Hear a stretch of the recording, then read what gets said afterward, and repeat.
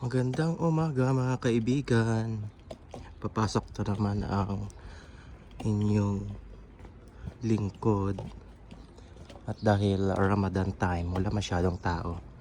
Kasi ang pasok ngayon is 9 to 3 lang. So ang iba siguro ay may mga shifting. Kaya walang tao. Yun, oh. Anyways, tahimik. Tahimik ang paligid.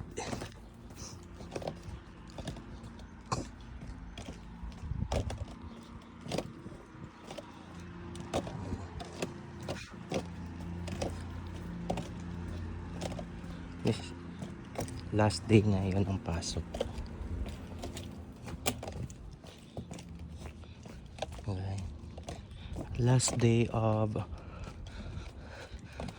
Ramadan duty.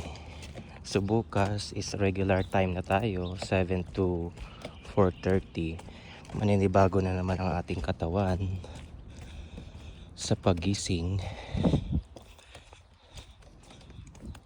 Ayan guys, ito yung laundry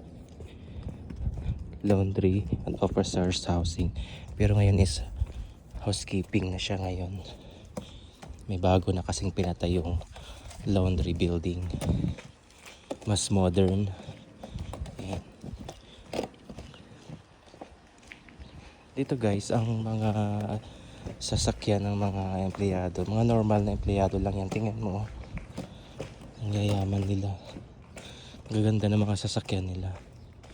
Ano, ordinaryong manggagawa lang yan dito, pero social lang sa mga sasakyan. Yan, dito na ako sa